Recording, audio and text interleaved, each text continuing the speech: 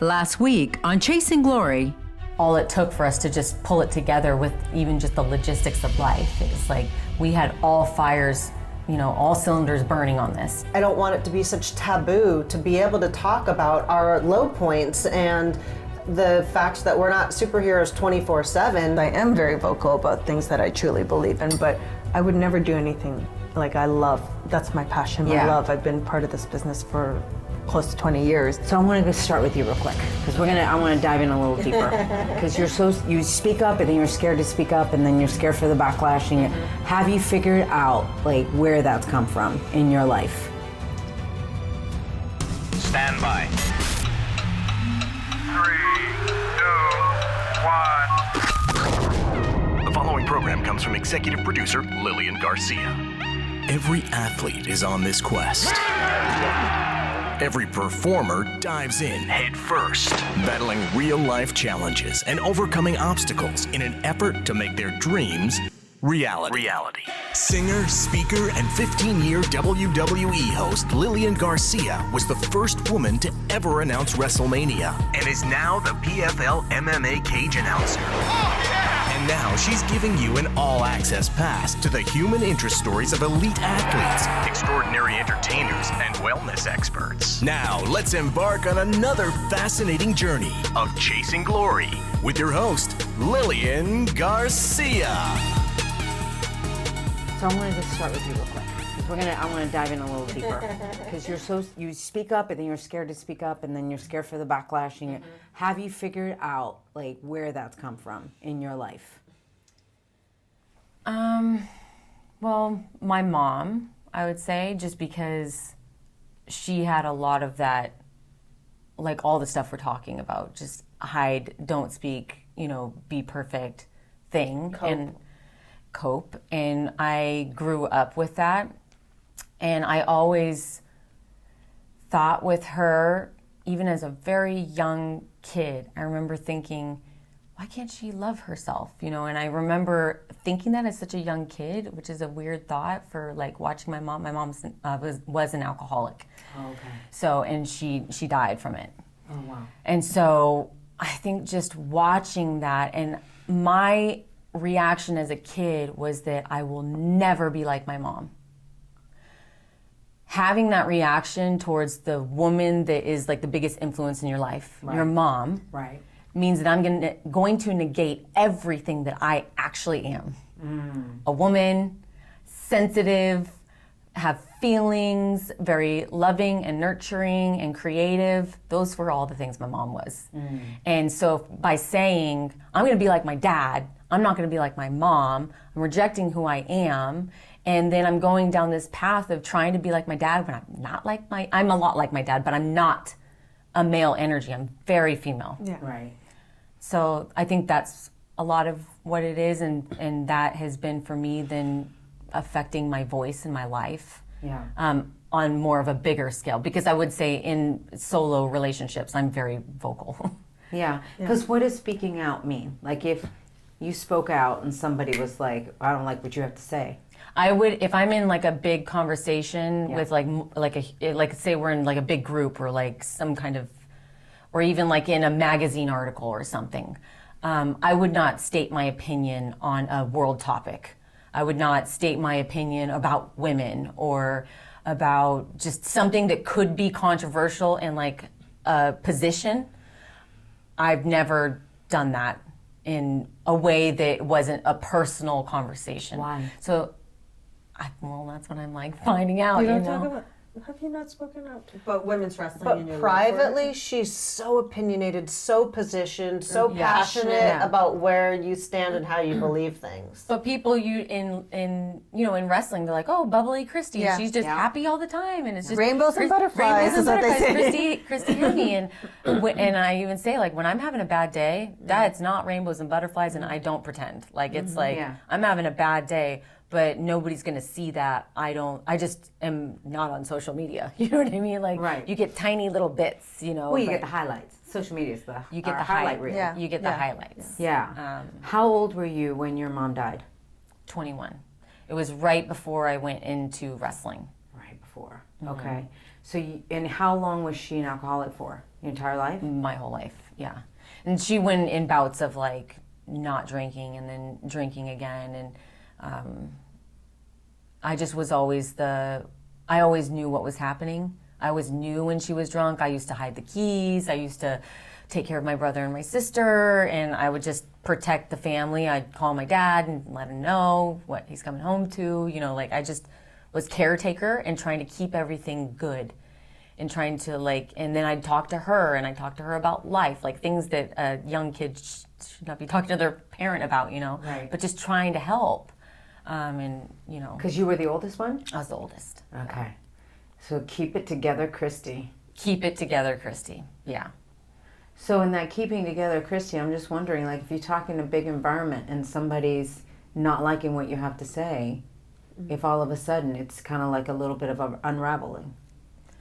Well, I mean, that's what this is. Like, it's like I am making a statement, you know, and I've never made a statement before. So even like when I was running the division at Impact, I was total keep it together. I would fight for the girls in the meetings. I would try and protect them as much as possible to help them to keep their jobs, fight for another girl in the indies. Like I was constantly doing that. And then making the conversation easy between office and talent, like just trying to keep it together and you know, really having a heart for the women and trying to elevate them, get them more on TV and all that kind of stuff. So as far as like then having a voice in the world that's mine, that is opinionated, that isn't just buffering things, they've said it to me so much. They're like, Christy, you can't just go behind that statement that we said and go, but then on the positive side, it's this, you know? And they both say it all the time. Don't blanket it, Christy. And I'm like, I know, I'm like, okay, I'll just keep my mouth shut, say what it is that I think, and then keep my mouth shut. But you're telling your statement through the show in your way, your creative outlet, and that's you, creative Christy. I mean, that's what she is. So for me, when I pull the computer out or put the pen to the paper, it's so pure. Yeah. It's so honest, and I know that it comes from love. And so saying something that might be hard, to me that feels right and okay. It's just, actually using my voice and saying it to Lilian Garcia when there's like people watching, or like actually putting it on my social media and going, oh my God, I just posted that photo, I'm sweating, I think I'm gonna puke and die. Yeah, yeah, because that's what I'm trying to figure out is like, what if somebody says, man, you know, this whole project sucks. Like what you have to say, how dare you say that? I've already committed, it's not, I already know that people are saying whatever they're saying. So for me, no, it doesn't bother me. I don't feel, oh, well, I better just, you know, hide myself away. I've already made a statement. And this is something I've been thinking about for a really long time. So it's just me landing on the statement, you know, and not trying to blanket it and make it something that it isn't. This is true, what we're saying. So it's like letting it just live and exist and continuing down the road. I don't see me recoiling and being like, oh, but I didn't really mean that. I just want to make a pretty wrestling show. Yeah. I relate to you, though, a lot. And even us when we were at WWE and all of that, in the fact that I feel like you and I are the same in that we like people to like us. And sometimes I wouldn't speak up because I'm scared that my opinion is going to make somebody not like me. So I don't feel that way. You don't? Okay. I don't That's feel the that way. perception I got. Maybe that's that bubbly Christy, whatever they, you know. So for me, it's not about them liking me. It's that I never like someone to feel judged. And by taking a stance on something, I believe in different perspectives and different points of view and people having their like position in life, and I feel very accepting of that. Like I really love all types of people, and based on whatever it is that they believe and think in different religions and just all that stuff. I'm fascinated by humankind. Yeah. So part of me taking a position is saying, this is me and what I believe in. I get scared of how they feel about themselves. I get very brings it all the way back to having people feel either attacked or that we were trying to, that speaks to your core of like, oh no, like I don't want people to feel like if they're not on board with this trailer, then they're the opposition. She had those moments during she's like, well, what if they feel that way, and what if It's they always feel that that way? way. I always Like, don't. I don't want to hurt people. Yeah. And that's why it affected like day 2, But like that's down why- and out for that reason. That if I hurt somebody, that is like so not something I ever want to do. But then I'm not standing up for what I believe. Then I'm not speaking, and so that's what I've been doing my whole life. And I know that this is meant for me to do something different. Yeah. What sparked this for the three of you to do this and to do it together? What happened 2 years ago? So Gail and I both have been working on various projects, wrestling related, since 2013. Oh yeah, because you've been at TNA together. Yes, and so she'll go off and she's working on this project, and I'm going off and I'm working on this project. And then at some point I was in a screenwriting school, and for 2 years I'm writing pilots, and they're all wrestling related. You know, like, I keep going back to this thing. The whole time I'm doing this, Amy and I are in contact as well. She's producing at the time for WWE. For WWE, yeah. So for us, it was like, Did you just reach out for some guidance? No, We're no. friends. We've been friends. I know it so seems we're- like an odd couple, but we've been. fine. Yeah. So if we were in the same area or passing, I'm like, oh, I'll be here. Let's meet for dinner, and that, you know. So we were just in contact in general. Got it. And her passion for production and the same thing, it's always been aligned. We've always had a very aligned set of ideals. Like, many people don't know Amy, but the human that she is, the way that she loves the world, I don't know anybody that loves the world like Amy does. Like, her charitable efforts, and I don't want to put that on blast, but her charitable stuff is so from her heart, and nobody has any idea what she does. So when she does the little things that she does, I'm like, oh my God, like, I want to be around that. I want to be around a human that loves in that way, the world. Right. So we kept that line tight all through those years, and then her and I are off doing wrestling stuff. And at some point, this is when I came home from having the kids, and I had the old scripts of wrestling and all this stuff. Gail came over, and she had another project that she was working on. And they had all these ideas, and I was I like, remember the conversation, and you're like, "Why are you? "Why are we doing a women's wrestling show?" And I'm like, Why? Yeah, she's like, "Why are we doing this?" Yeah. And it was And different than Glow. right, different than Glow. And she started talking about what it looks like for the reality of inside the business and making a positive woman thing. And so she left the house, and that night I didn't go to sleep. I woke up by morning and sent her the pitch deck for the show. And then soon thereafter, we were like, Amy has to be involved. She's so aligned with this project, and there's something about 3, I think, especially and it has been something about the 3 and the synergy of that. It was from the very first conversation. It was just magic. And ever since then, every single team member that we have hand selected and called and talked about this project to, it was like, they just could see it. They could see it through us, whether they connected to her or to me. It was just born. So everyone that we've had on our team has been our first choice. yeah. You know, that's so good. each person that we called, it wasn't like, okay, well, they're busy, so let's, like, who's our next in line? Yeah. It's been all our first choices. And I think that what we've talked about was like, so yes, we kept it secret between the 3 of us, but we're like, we had a whole team. No one told us that this maybe looked like we were trying to take people down. Like, what? Like, how did we not And say it? miraculously, all these guys kept it a secret. That's pretty good. When you started Yeah. naming off your team, I was like, whoa, like, this isn't just the 3 of you that are started. Like, here's our team. Bam. I was like, holy cow. And how did this, like, kayfabe was real. And to be honest, like, there weren't a lot of women because a lot of women weren't experienced because they weren't given opportunities to get that experience to be part of our team. Right. So we're like, we want to surround ourselves with the best people possible to make this happen and to show everyone that we are going to surround ourselves. If we don't know, they're going to know. Yeah. And it was men because there weren't enough women That's where the available. experience lies right now. Yeah. Right now. So we But they also knew change. they knew the heart of the project, Yeah. so they already knew it wasn't we knew like they believed in the same things and had the same they had the type of- same aligned vision for goodness. Yeah. You know? Yeah. Chavo.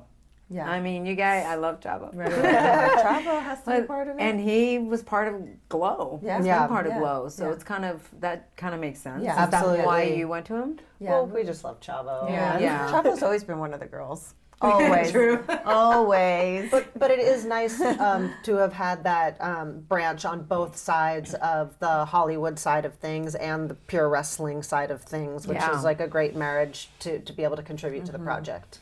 We have a really big mix of like people that are just in Hollywood and know production that don't know wrestling, and then we have people that know wrestling.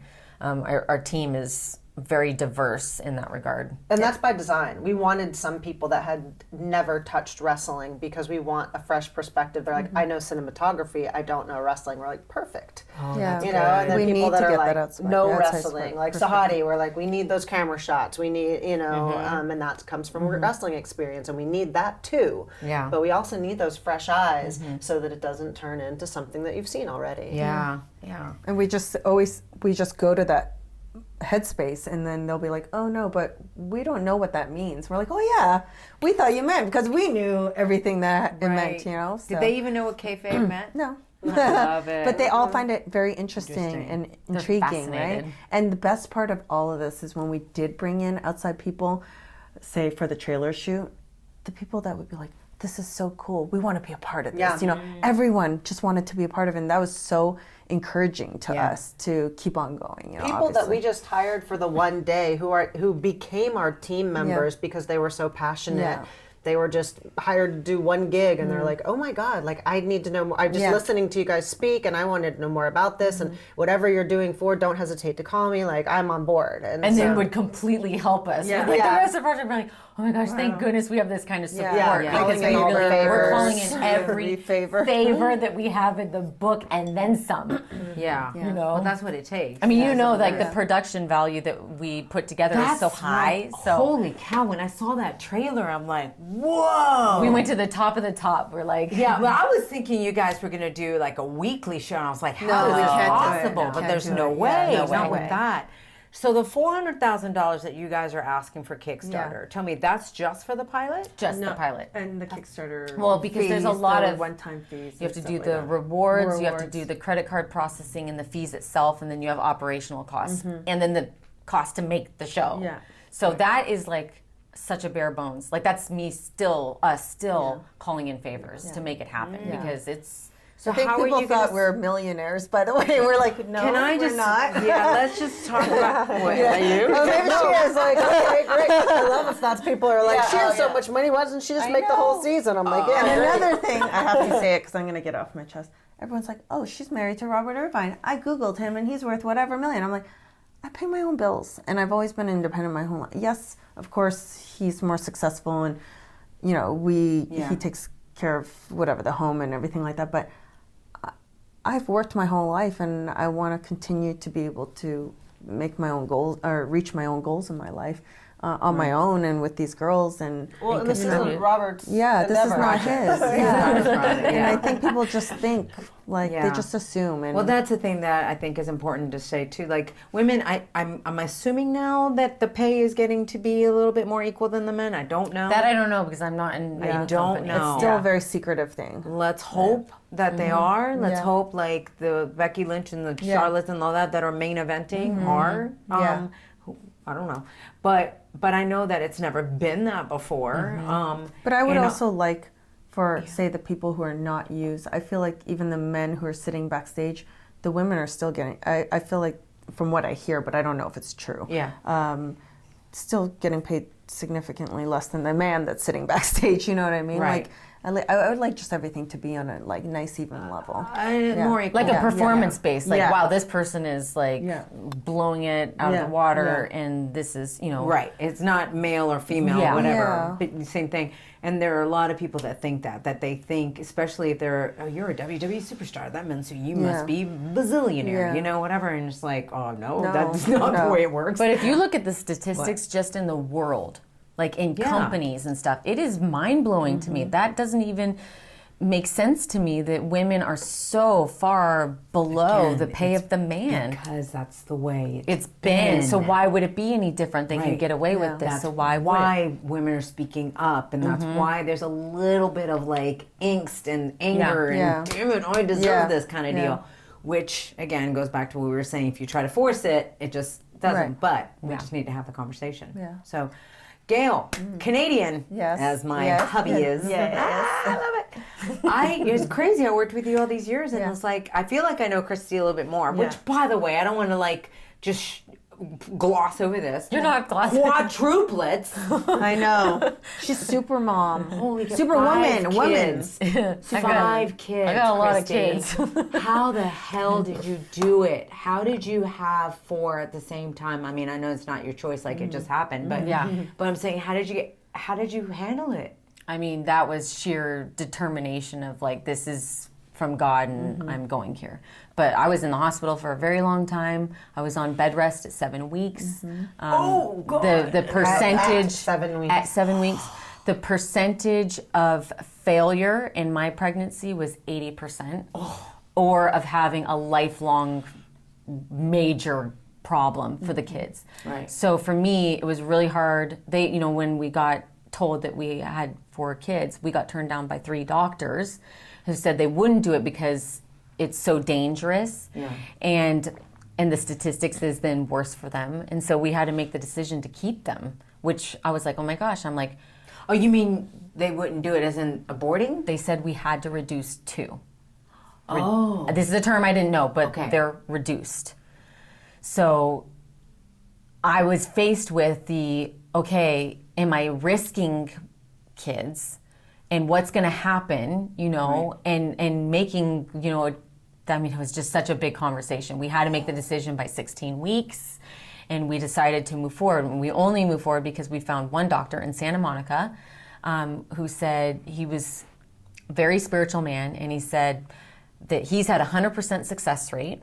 And he said the difference for him was that the women were committed to doing it and everything he said, and that they knew that they were going to have these kids. And so, I just subscribed to his idea. Yeah. I was like, okay, well, if you say it, I'm going to just put everything into this. And he visited me in the hospital every single night to see where my head was at. Wow. And just make sure that I was, I remember that time and you trying to make that decision. It was the hardest decision. Really difficult, yeah. I feel like you're looking to everyone for the answer, and everyone's like, we can't answer that. Even Charlie's like, he's like, I can only support if you feel like you can do this. Yeah. Because we knew that I'd be in the hospital for a long time. We knew that there was severe health risks for me long term. We knew that we could be risking all the kids, some of the kids, or have lifelong problems. We knew this going into it. And that's what's so sad, is the fact that sometimes we get so out of each other's lives. I had no idea that you were going through this, otherwise I would have visited you. I had no idea, and all of a sudden I find from Candace, I think I was following her and saw that, and she was like congratulating you, and I'm like, wait, what? Yeah. She had 4 kids? Like, what the hell's happening? Where have I been? Crazy. So now you have 5 kids. Is it true that they all have the same birthday? All 5. I was like, it's a miracle. Oh my God. I celebrated all her days. So they were born on her birthday because it was the last day I was allowed to be pregnant. From that day forward, it turns. I had 4 sacs and the placenta or whatever, it turns to being like actually a not good environment. So that was the last day, and we made it to that day. Wow. And so you had a C-section? Yes. Okay. Yeah. I can't Too many imagine cords. Yeah. Push. Oh yeah. Yeah. No.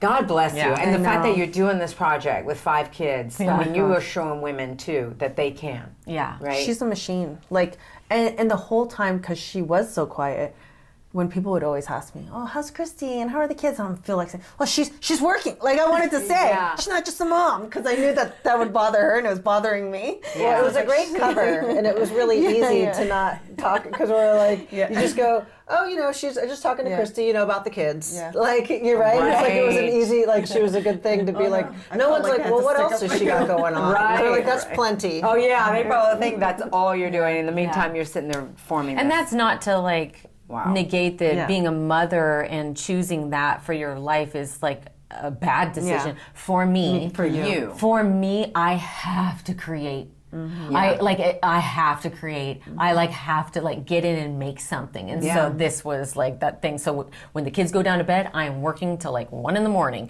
I go to sleep, I wake up, I'm with the kids, I have help, I go to my computer, they go down for the nap, I'm on my computer. It's just, She barely eats. Wow. I need to eat more. Yeah. God bless those kids. How many texts have you got? I'm just like, blah, blah, blah. Also eat. Yes. That's wild. Yeah. All right, so going back to you then, from Canada. So tell me then, like I was saying, is I really don't know that much about you except for the intensity that you have. The things that got to be. I think because of my intensity, people have a certain perspective of me. I don't know. I think, I don't know. It's always in my head. So like, where does that come from? Do you know? I don't know. So let's okay. Where's it from? My dad? Are you going to say my dad? Yes. I don't talk to my dad anymore. So. You don't? No, I don't have a relationship with Oh, wow. So did So you I'm willing guys to share that. have you guys talked about the fact? We haven't talked about that. No. See, and I think it's a beautiful thing. That's why we talk about this, because I think the two of you should talk about that. It's been... But we both have that kind of Yeah. outside perception. As Yeah. well. They're a lot alike. Yeah, we're a lot alike. Yeah, okay. So when's the last time you spoke to him? How old were you? Do you remember? Oh, yeah. No, it was like when I was an adult. It was after WWE. Before TNA. Yeah, before TNA. Yeah. So maybe like 15 years now we haven't spoken. Can you say why? Like what? Or Yeah, it's growing very up? private. Okay. Yeah. How was it then for you? Like growing up? Oh, They were together, I was right? the son he never had, you know. So, and my sister even says, "Oh, you were the favorite. You were the favorite," and like all the things, the childhood issues that she had, she'll be like, "Remember this?" And she used to say he'd treat me well, but not her. And I'm like, I don't remember that. Like, I literally have blocked out everything from my childhood. It's so weird. I have a lot of blockage, maybe. I don't know.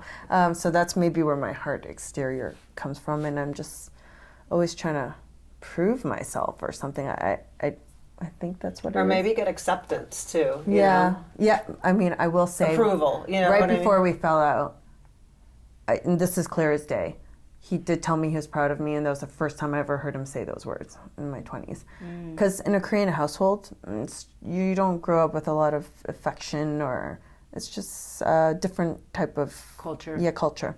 And so I was like, wow, I remember that clear as day that he told me that, and then we had the falling out pretty much like maybe probably that year.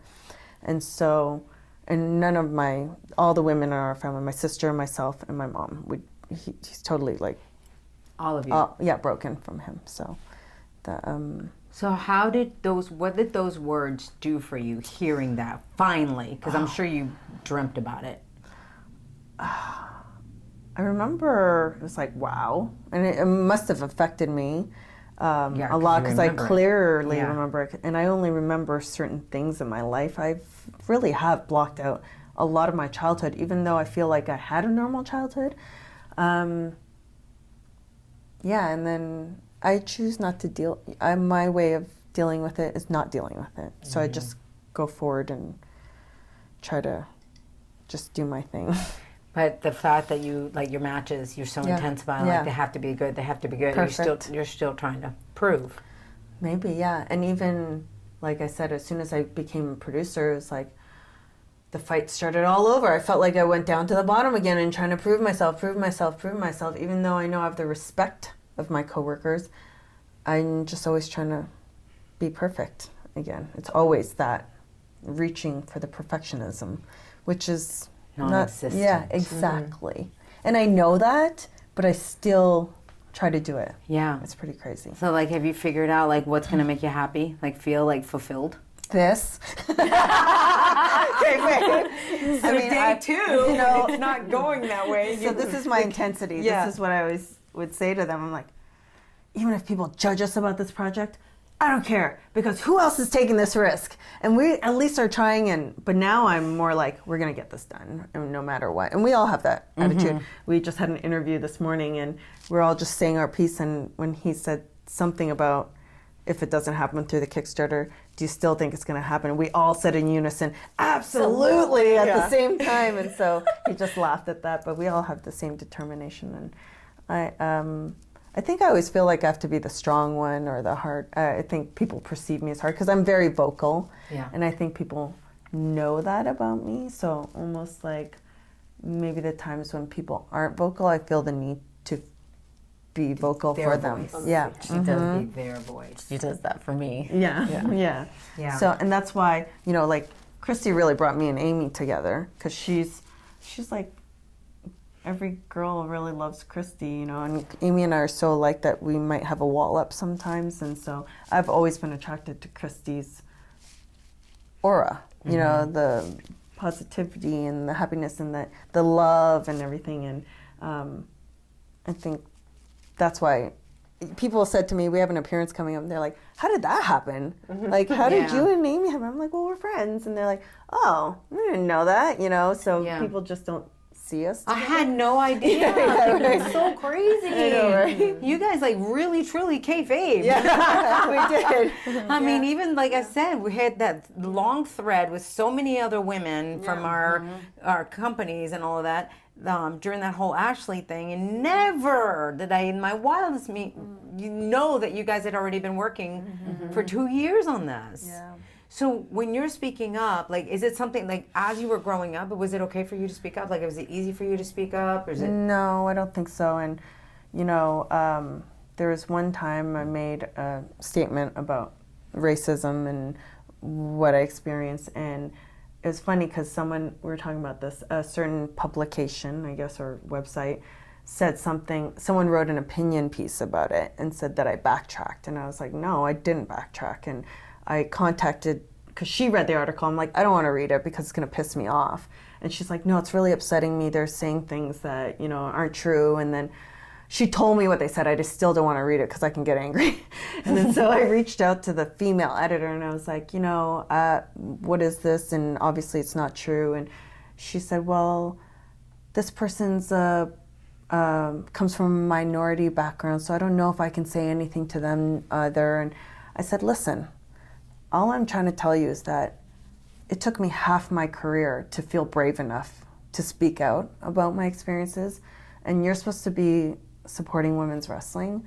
I said, I feel like you're not supporting me, and it took a lot and a long journey for me to be able to have that voice and to be brave enough to do that. And then I think she saw the light there, and then eventually down the road they took it down. But even for someone that people perceive like me to be so strong, it still took me a really long time. I still felt like, you know, don't rock the boat, you know, all those things. How did you do it though, then? Like you say, you feel suppressed for so long. And my personality was just like, oh, I can't do this anymore. Like, I'm gonna explode. And then, and that's where these girls give me, like when I was hurt by the reaction of the women and they gave me a different perspective. That's why I'm so thankful that I had them giving me that outside perspective, because it can be extreme, like you say, intense. I would use that word for myself. I'm very intense. Yeah. Yeah. Do you feel like you want to lighten up though? Yes. Okay. Yeah, there are times when I do. Yeah. You know, I think it's weird because I'm very intense, but I do feel like I have a lot of compassion, and I am very supportive of women. This is my whole thing. That's why I was so hurt. That was also part of with that racism piece. Yeah. And why you made a statement afterwards is because what was said originally was like a blanket. Yeah. And it was like being clear that you're not saying all these people are racist. Yeah. You know, and you felt like I don't want anybody to take this out of context. So I want to make sure. Can we talk about what it is that you said? What happened? Well, and what was it twisted? Well, okay. I'm gonna actually, let's talk about that. Yeah. This is Chasing Glory with Lilian Garcia.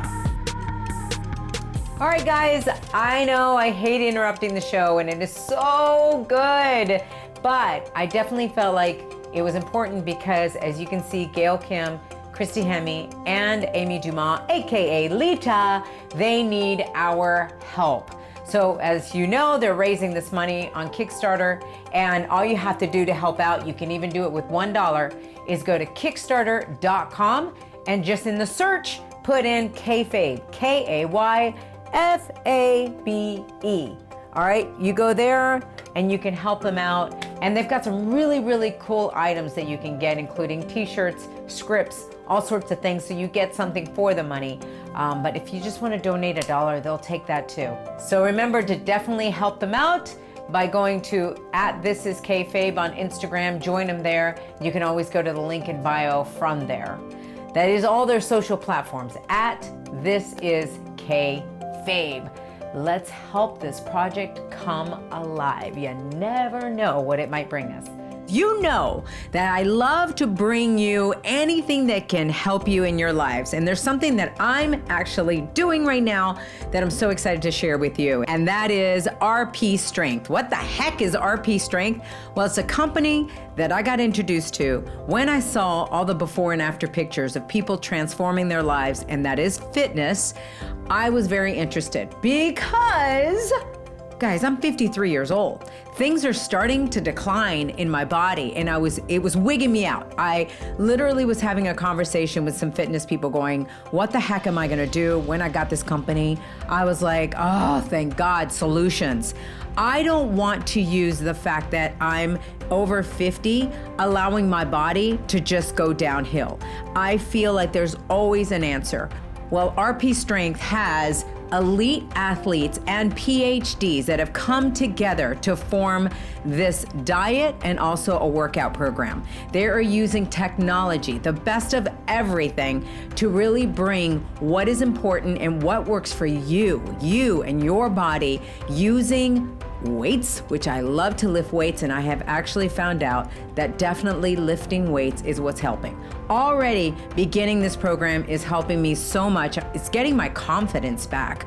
In fact, too, because, I was thinking that, my gosh, I guess I'm just gonna have to go with gravity. Hell no! I will not go with gravity. I will not do it. I will kick and scream all the way. It's not happening. That's right, RP Strength is coming to my rescue, and it can come to yours because it can help you with your diet. When I say diet, I mean way of life. As far as what to eat, it teaches you what is right for your metabolism. That's what's so awesome, is it looks specifically at your metabolism and it designs a program to you. It's as simple as using the RP Strength Diet app. You can just download that and use that, and you can also have coaches. That's right, there's either templates or there's coaches that will design a program for you in your fitness, so that way when you go into the gym, you know exactly what to do. There's videos that will show you the form, and so that way you're not lost. Okay, so check it out now. Don't just take my word for it, but please do this program with me. Let's do it so we can put on our bikinis or our swimsuits and feel really, really good. It will give you so much confidence that will transfer to everything in the rest of your life. rpstrength.com. That simple. rpstrength.com. Let's do it. Let's get strong. All right. Now, back to the show. Now, more Chasing Glory with Lilian Garcia. So someone made a comment about, I can't remember what the tweet was. And I said, yeah, they're racist, WWE, right? Because I've had racist or where I felt that there was racism involved, right? In WWE. Yes. Got it. Okay. And so her and I had discussed it, and I said, okay. She said, well, it was a very blanketed statement. You just said they're racist, and I said, yeah, you're right. And so you're saying that was the I can't take it anymore. That was, yeah. It was like we were just kind of like that.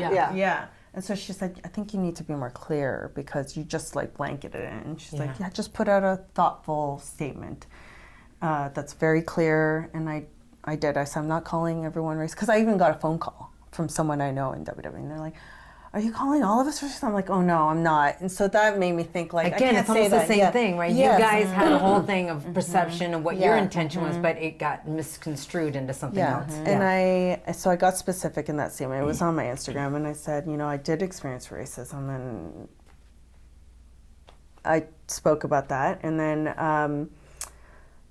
and even, sorry, go back to the original question. It's okay. Yeah, it's okay. Go back to the original question. I wanted to talk about what had happened Yeah. and how it got misconstrued, and then what the real truth is. Oh yeah. About So it. I said they're racist, and then I was clear on my statement. Then this writer, or is it really a fan, just writing his opinion about it? Okay. It's like Gail Kim backtracked on her statement, but I was being Clear. clarifying it. So I got upset that he said it. I backtracked and I wrote wrong. That's all I said, wrong.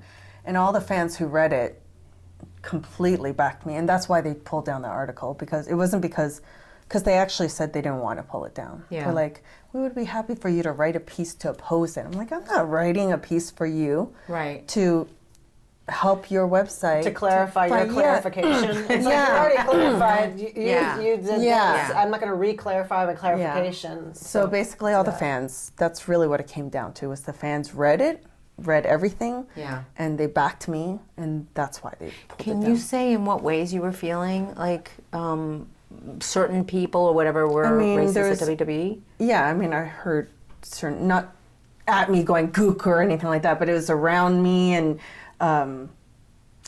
just like the conversations. I even had to have conversations with the office. Like, I don't understand what I'm supposed to do here because I do everything you guys ask me to do, and I'm like, I got to the point where I'm like, am I too Asian? Like, I was literally highlighting my hair near the end to become more white. I didn't know what to do at that point. Right. That's why I left, because I'm like, I know I have more to give to this business, and you hired me back for a reason. You know, I did do something, and you brought me back for a reason. Right. And so I just felt really, I don't know, suppressed. I felt very suppressed. But now, looking back, was that the same thing as like we were talking about the cards that you guys put, that you were putting those thoughts in you? Well, they kept on asking me over and over, like, can you speak Korean? Can you speak Korean? I'm like, no, I can't. And then they come back to me 3 months later. Can you speak Korean? I'm like, no, I haven't learned the language in 3 months. Like, what are you asking? What are you saying? It was always beating around the bush. Is that because they just wanted to see if you could do interviews for the Korean market? Well, they never would tell me. And even if I asked questions, I never got any direct answers back. Got it. So, you know, that's why. I'm a very direct person. I just like direct. Just tell me what you need from me. Right. I was willing to. I'm a company girl. As I think everyone in wrestling knows, like, I'm very loyal to Impact Wrestling because they allowed me to be me, and we're pretty much straight up with each other. I felt like I was wasting. My clock was ticking. I was like, I started late in wrestling. I'm not going to sit here, and I knew I had more to give, and so. And I did tell Johnny at the end when I did quit, I said, I feel like this is me down here and you guys are doing this to me. And I'm like, I can't do it anymore. Yeah. And so he knew. He understood. Yeah, he understood. I think. But I want to say, I don't know, you got there afterwards though. Yeah. I mean, I saw a change. Yeah. I've seen a change from when you and I were first there. To what it is now. I have seen the company evolving, which has been really nice. Are things going to happen overnight? No. I mean, there's still things that happen in all companies, right? We're still talking about women's equality. We're still because it's all over the gamut. I think Gail was really ahead of her time. Yeah. You know, like your ideals and your ideas for women in wrestling was ahead of where you were at that time, you know? I think Gail also at that time was ready to lead the division, but maybe they still had a preconceived notion of what the leader of the division looked like. I mean, and that's I'm guessing. I'm not. This was never told to me. Right. But I do think now, with there being more diversity in the locker room, that we are seeing different roles and not just having a token Asian and your role is to be a token Asian. That's what it was. Yeah. So when I came back into the company, there were 2 other Asians there. And I remember Lena, because she was friends with Lisa, and Lisa telling me, oh, Lena's afraid to get fired because you're coming in. I'm like, why? I'm like, I'm completely different. I'm a completely different role. I'm a wrestler, and I think she was interviewing at the time. Yeah. And she did get fired after that. And then shortly after that, it was Angela Fong, the other girl that was in developmental, and then she got fired probably a year later. And it did feel like, even though I was the one that was chosen, I did feel like it was the token Asian spot. And yes, it has evolved since then. So I'm really happy that they have taken steps. Yeah, there's a lot of diversity now, which is so awesome. And it's like even the Kabuki Warriors is cool that they're allowed to speak their own language and you know, not have to try to. I love them. Yeah. Right? I love them. And Asuka, like, I feel like the Asuka when it first came in, she's so different now in herself. Yeah. She's herself, but that's not just, like I said, WWE, that's the world finally catching up. Catching up. And then it translating to wrestling. Yeah. I'm just glad that they're able to be them, because I never felt like I was able to be myself and I was accepted for who I was. Yeah. But in TNA Impact, I always was. I never felt like I had to be someone else. Yeah. I could just be me, and that's what they utilized. And you know that sometimes the companies, the good thing about us being able to have, I mean, I know that it's a little hard with wrestling because there's not that many companies, but in the world in general, not when you go to work, you brought up Merrill Lynch. I don't know, I just brought it up now. Yeah. So let's go, I go there. The company, things are not shifting, but then I go to Goldman Sachs and all of a sudden things are working. It's really not like, to me, I'm like, it's not really an attack on Merrill Lynch. It's just that it didn't work. Like, I just didn't fit. Same thing as you're dating someone. I might date, you might have dated my husband, CJ, and things didn't work well, but with me it does. It's the same thing. You've got to find where you fit, and you fit there. Yeah, and honestly, now, in hindsight, of course, I try to look at the positives. I always tell everyone, like, because the fans will always be like, oh my God, I hate the way that they used you. Like, I hear that all the time, and my answer to them all the time is, well, if they didn't do that, I would never have had the career I had at TNA and Impact, and I would never have, that's beautiful, you know, done all those things. And I'm so satisfied with my career, and that's because of the road I've taken and what's happened and what you've learned. This part of her personality, what she's expressing right now, is why she didn't have day 2 with us. Yeah, she goes straight to, this is meant to be, it's okay, we're moving forward. She always goes to that. Like, it's like innate in her to do that. But she wrestling doesn't question. has taught me all that. Those experiences, because, I mean, a lot of people, because I am vocal, they always say bitter. They always go to bitter. I'm like, I've accepted the past. And like I said, I look at the positive perspective on all that. And so that I always say to myself, this is all happening for a reason. And just like, this Kickstarter thing. I was like, guys, this was meant to happen. I just said it the other day through text. I'm like, even though we had these like downs, this was meant to happen because this wouldn't have happened and this wouldn't have happened if we didn't go through that. So I'm a believer in all that. Yeah, I think you guys even got a little bit more attention. Yes, that's what I said. You got a little bit more attention, even though it might not be what you wanted. But the fact that then you ended up doing this whole media tour was perfect timing, because now you can talk about it and shift and let's really have a conversation. Yeah.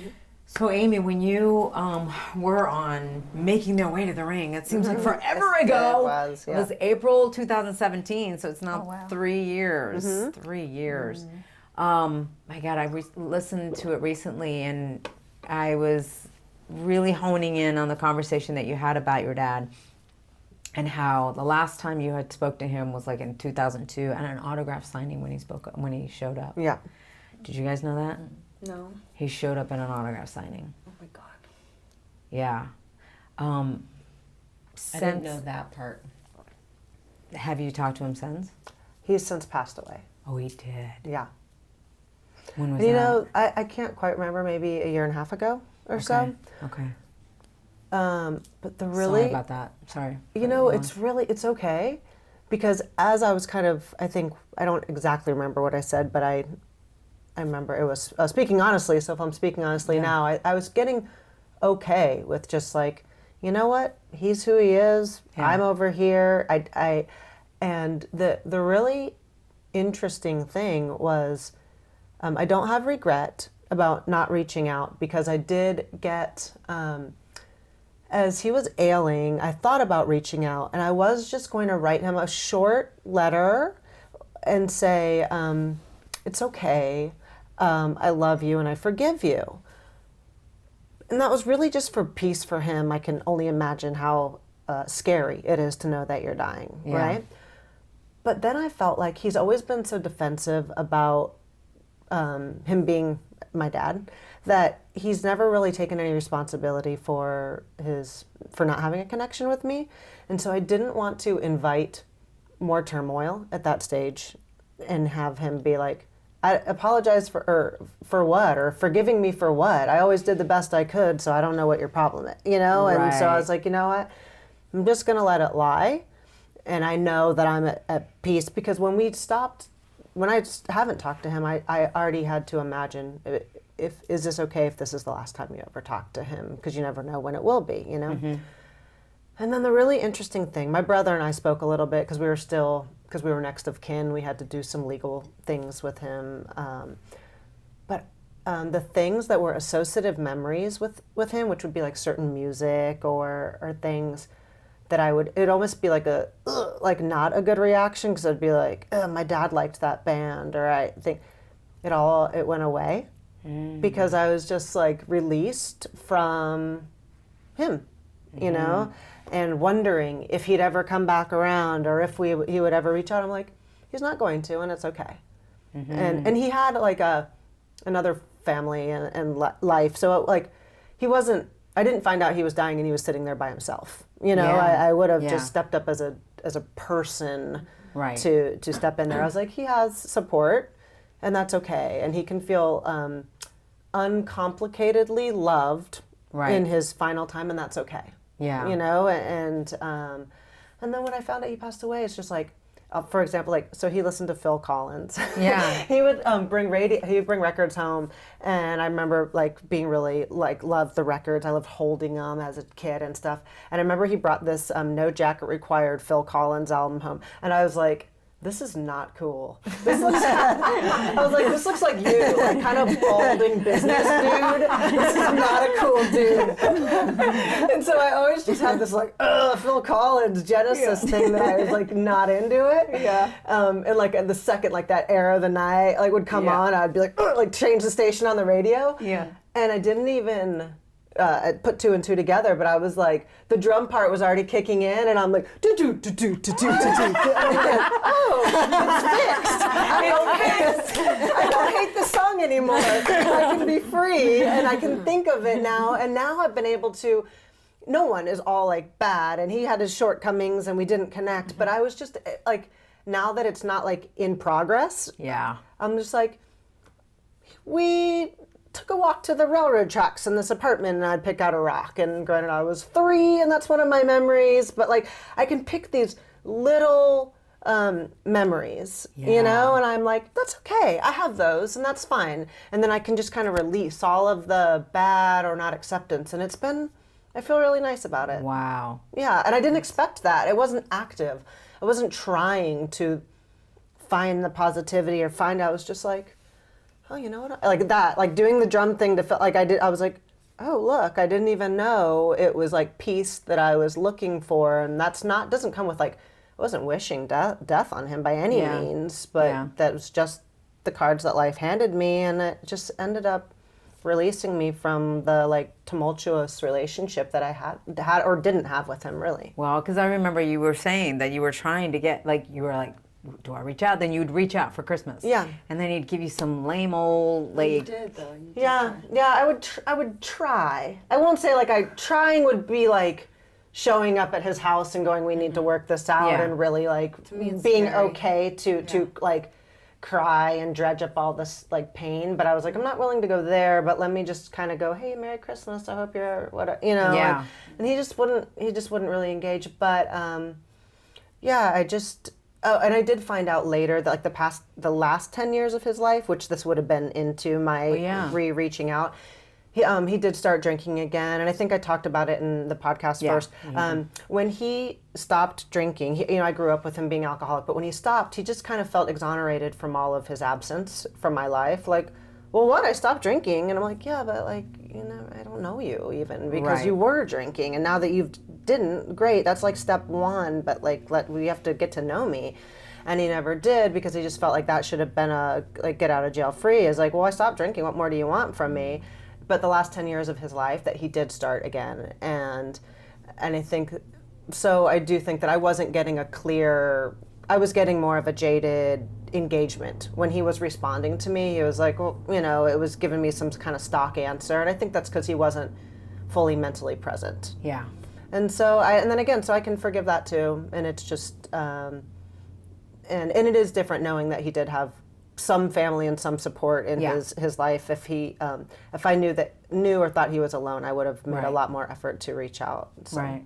Now you mentioned, what was that? She's looking at me. I always get it from everyone that I shouldn't reach out. That's why. That you should not? Or I should. You should, yeah.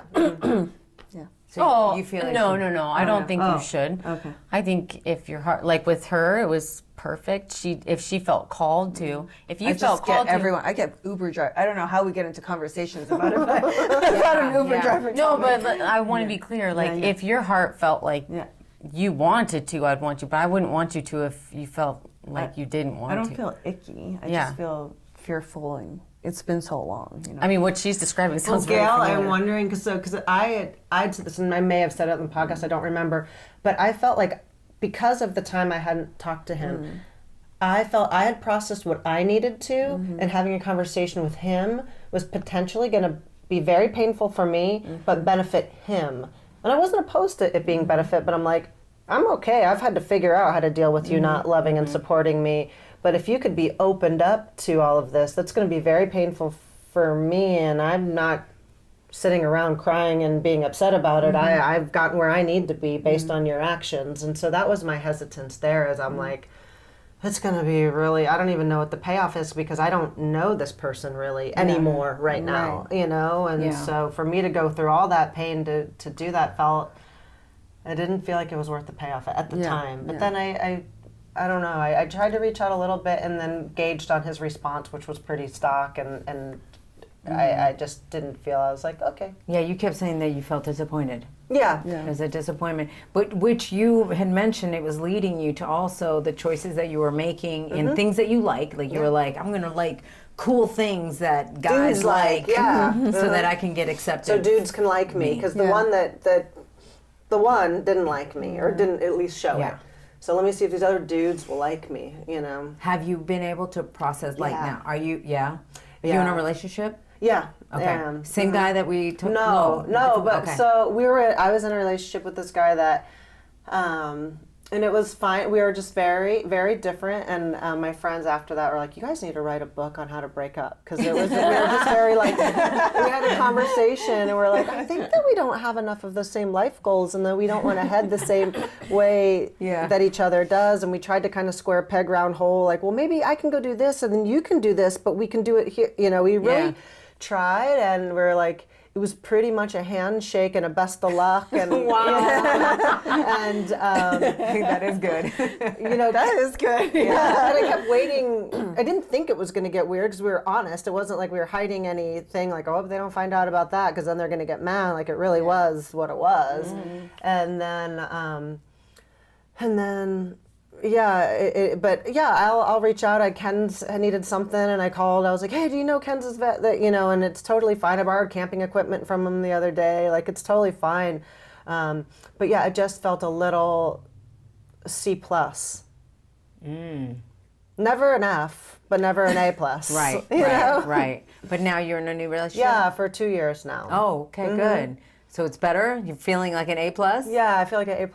Oh, that's good. You know, but that's I also, with that and this like evolution of like, what's your life look like, and being okay with I can't say I have necessarily like goals. I'm okay for these goals to change and what I want to do to change. And while yes, it's an A+,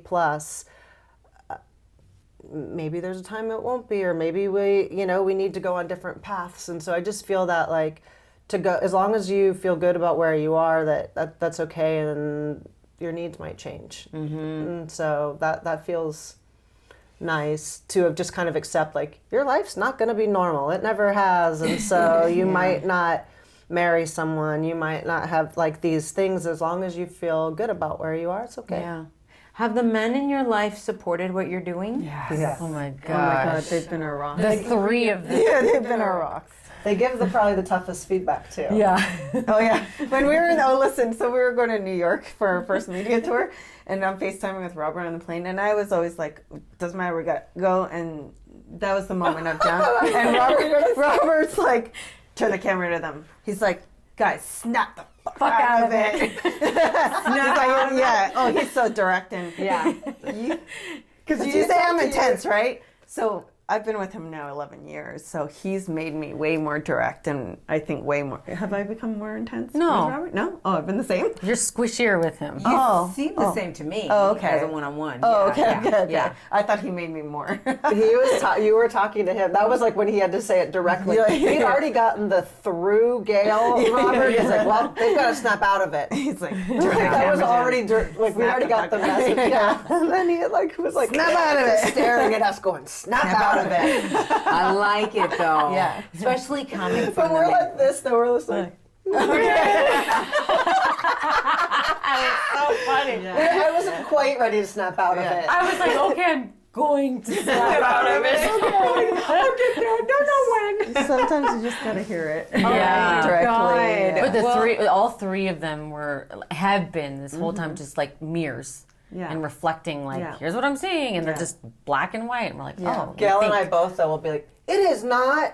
And then we'll be like, okay, so this is what they heard. A little defensive. Just like, shut up, what do you know? Okay, so we gotta fix this because I said. So let me ask you, did they see what I saw and what some of the other girls? No, because they don't know the business. No. Yeah, They don't so- know the business. So it's different being like risky and edgy and having tape and this and that. That's like, bold. Yeah, and all this. Robert liked it. They Yeah. love it, but they don't know the business. So when you're talking about really sensitive subjects and people are interpreting it as real, that's the difference. Yeah.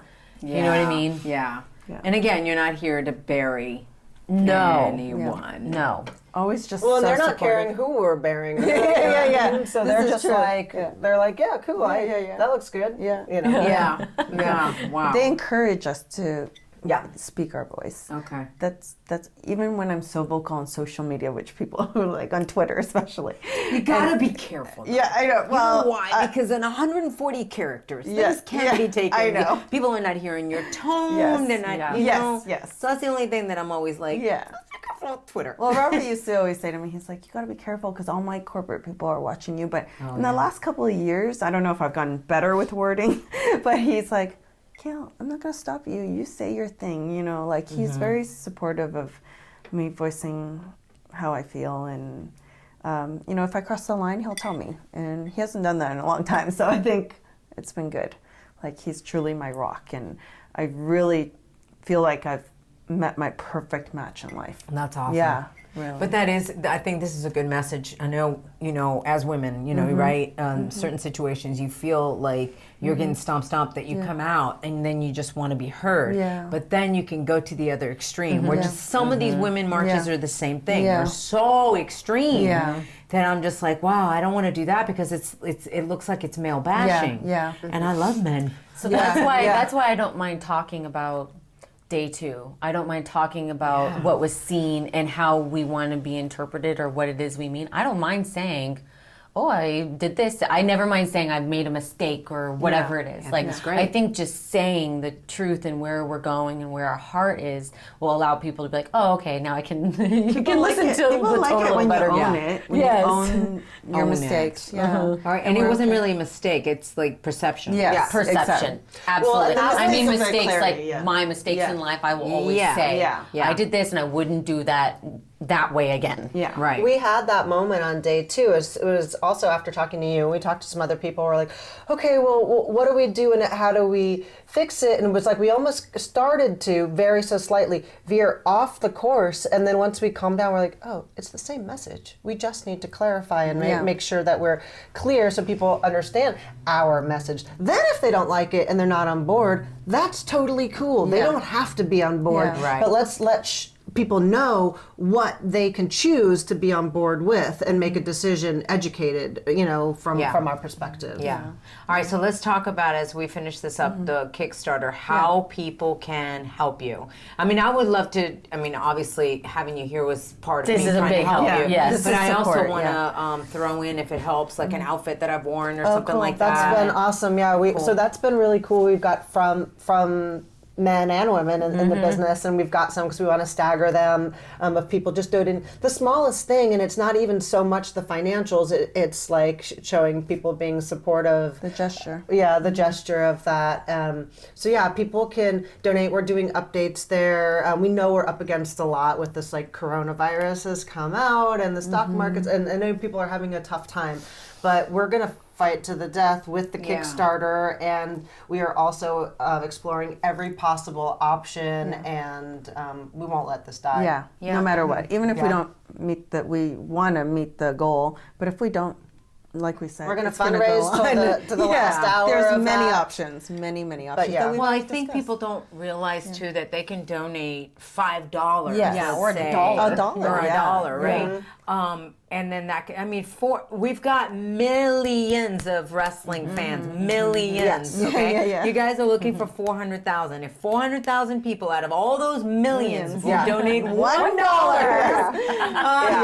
and I will donate for sure. I'll not only give an alpha, but I will donate for sure on there. If they will donate $1, you guys will get to your thing. And I think people think that they have to donate so much to be able to help. Yeah. Now, what I love is that you guys have tiers that you have incentives. Talk to me a little bit about some of those great incentives. I know your jacket that you actually wore was one of the incentives that people can actually get it autographed.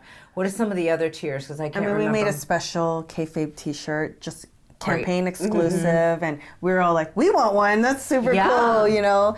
What I like for like one of the less expensive rewards, I think it's $25. Yeah. But it's a digitally signed PDF copy of the script, which is cool because you don't get to see that in a wrestling show because it's kayfabe. But because we are writing a scripted show, there will you'll get to see everything, and you can choose to not watch it, to save it, or you can watch it or read it as a spoiler. So I think that's a cool thing that you haven't seen in wrestling before. Yeah. Right, I like that. There's so many tiers. There's like Signed if they just want a posters. personalized audio message, video message. We have VIP dinner for people who are going to donate a lot. But even we don't know what's going to happen with WrestleMania because of coronavirus and everything. But we haven't announced it yet. But we're going to plan a brunch, and then all the proceeds would go to the Kickstarter. Oh, very and just cool. like for the three of us to have a little meet and greet and have breakfast or brunch, and just creating all these experiences that the fans can. And we're open to ideas. Yeah, we're open to ideas. We really want it as interactive as possible, which is why we went to Kickstarter, because we're like, you get that instant feedback with wrestling fans, and we opened it up. We're like, leave what you want to see in the comments. Of course, we have our plot lines, but we want this to feel we want the fans to feel they're a part of this Experience. platform. Why Kickstarter versus GoFundMe? Because if Kickstarter doesn't get you the 400, goodbye. You lose it, Because Kickstarter is a creative platform. It's for people creating projects. Like it's for productions and for inventions. Like that's what that platform is for. GoFundMe is donating. With Kickstarter, you're buying something. You're going to get something for your donation. Yeah. It's not a true donation. Like you're buying a T-shirt. $50 for the T-shirt and whatever else comes with it. So GoFundMe is very different. GoFundMe is a straight donation to a person. Oh, which is why we did that. Yeah, right, we did that for Ashley. Right. Yeah. So that was what was so weird when we were talking about that. I was like, oh yeah, that's a GoFundMe, because I already knew all about Kickstarter. We were talking about Kickstarter. I was like, it's not a Kickstarter. You were telling me, you're like, if you need help with this, and I'm like, okay, now it's all making sense. So GoFundMe is 100% donate to a person, a cause, a charity, someone who's ailing, whatever the case. Kickstarter is for people that are trying to get their company off the ground. Yeah. And so they're giving you something in return for your donation. Yeah. Love it. Yeah. Okay. And you can go to Kickstarter.com and then just put in kayfabe. And you'll see us. I want to see this happen just because of the sheer passion you guys have. I can see it. I think it's exciting. Who knows what will, I'm excited. I don't think there's anything negative to it at all. Yeah. So it's so funny because the day when we flew to New York, our first interview was with Bubba. Oh boy. Yeah. And we were like, this is perfect because he is who he is. He's going to go straight to the hard questions, and we feel confident and good in the place we're coming from. Yeah. And so by the end of the interview, it was like, to have him and his support and his love and say what you're saying and just duplicate that we're coming from a passion. In his words, he goes, I'm going straight for the jugular. We're like, come for it. And one of the girls at work, when I talked to them, they're like, I was going to watch that interview because I know how Bubba is, and I know he's going to ask you guys all the questions. I'm like, yes, we're encouraging everyone to go watch it because all the questions were answered. Yeah. And you're like getting into the deeper layers now, which is Like great. really Yeah. Yes. No, it's good. But it's through the male lens with Yes. Bubba's questions. Yes. Surface hard level. You're the layered female, like the why, right? Yes. So it makes sense. And I want to get people to know you a little bit more so they can care. Why should they care? But you guys have such different stories. Even though your father's story, you're both, it's coming from different perspectives. So I hope that you get to figure out this whole, I think, follow your heart. If right now it says, don't reach out. Every time But here's the thing, I feel like you need to approach it. If you're not reaching out to him strictly out of fear, that's like not doing this project strictly out of fear. Okay? Can you imagine not doing this project because you're just too scared? No. Okay. So same thing. So that's what you got to answer is, am I just scared or do I just really just don't need it? And if it's like, I don't need it, then I wouldn't reach out. But if it's like, I'm just scared, then I would I'd take the risk. And in this life, you got to take a risk because then you'll always wonder why or how, or you'll just always wonder. I think that's like with anything. I never want to say what could have been, right? It's so and funny so I'm that like, in every part of my your life, life, I right? think that way, Yeah. but this is the only place where I get... Well, so what's so interesting is when she was talking about her dad and you thought I was looking at you, you were looking at me. I know. You have to turn this way, you know? Yes, true. So I kept looking at you and I was like, oh my gosh, is your heart like feeling something from this? And so I was trying to feel you to where you were at. And then you're like, you keep looking at me like I should call my dad. And I'm like, I wasn't thinking. But maybe that's what you're hearing.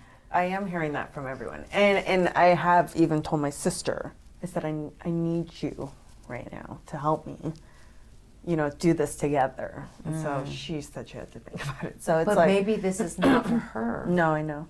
You're using her as I like am, someone to as a hold your crutch. hand. Yes, I am. All right. Which is funny because I don't do that 'Cause in you're any part of my Wait, life. you gotta understand. You have these two now I with know. you. You always have me too. Yeah. Okay. Yes. Like if it needs to be a phone call that you make while they're like in the room, not even listening to the call, but just you have enough people that can be there for you. Yeah, Your I know husband, that. all that. You are protected. Yeah.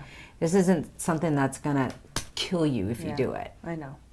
But just don't ever wonder I know. what if? what if. And that's like one of my mottos in my life is that whatever, normally career-wise, I always say, I don't want to wonder what if. Like always. I've said that. I'm like, I'm not afraid to fall on my face Yeah. with jumping for the what if, but I don't want the regret of the what if, but I'm okay to fail. Yeah. If it meant that Me I too. did what I wanted to do. Yeah. Good. Okay, so I'm glad to hear that because who knows where this project is going to go. Yeah. All right.